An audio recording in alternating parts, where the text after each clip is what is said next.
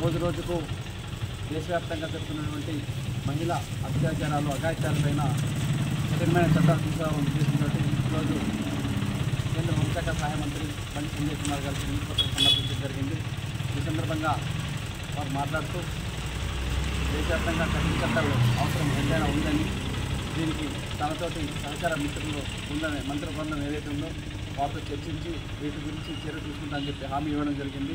ఎందుకంటే ఈరోజు 6 సంవత్సరాల అమ్మాయి నుంచి 60 సంవత్సరాల వృద్ధురాల వరకు కూడా ఈరోజు దేశంలో గంటకు 4 అత్యాచారాలు జరుగుతున్నాయంటే చట్టాల్లో ఉన్నటువంటి లొసుగులను రాష్ట్రాల మధ్య సమన్వయం లేని కారణంగా ఈ నిందితులు దీన్ని ఆసరాగా తీసుకొని తప్పించుకొని తిరుగుతున్నారు. నిందితులకి శిక్ష పడడంలో కూడా లేట్ అవ్వడం కారణంగా బాధితులకు న్యాయం జరగట్లేదు. దీనికోసం ఫాస్ట్ ట్రాక్ కోర్టులు ఏర్పాటు చేయాలా.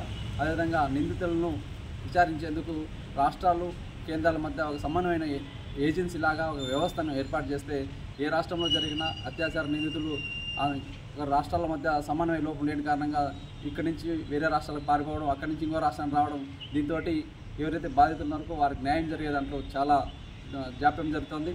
వెంటనే ఈ యొక్క అత్యాచార బాధితులు కావచ్చు, నిరూపణైన వారికి ఉరిశిక్ష విధించేటువంటి కఠిన చట్టాలు తీసుకొస్తే తప్ప ఈ దేశంలో మహిళా అఘాయిత్యాలు ఆగవని చెప్పి సందర్భంగా భారతీయ జనతా పార్టీ కిసాన్ మోర్చా ఆర్గనైజేషన్ నుంచి డిమాండ్ చేస్తున్నాం.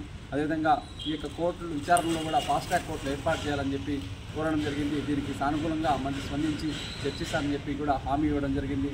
కనుక ఈ రాష్ట్రంలో ఈ దేశంలో మహిళలు అఘాయిత్యాలు ఆగితేనే ఈ యొక్క ఈ టెక్నాలజీ అభివృద్ధి చెందిన ఈ సమయంలో కూడా 4G 5G టెక్నాలజీ ఈ సమయంలో కూడా అఘాయిత్య నిందితులు పట్టుకోవడానికి ఇంత జాప్యం జరుగుతుందంటే దీన్ని తీవ్రంగా ఖండించాల్సిన అవసరం ఎంతైనా ఉందని చెప్పి ఈ సందర్భంగా కోరుకుంటున్నాం.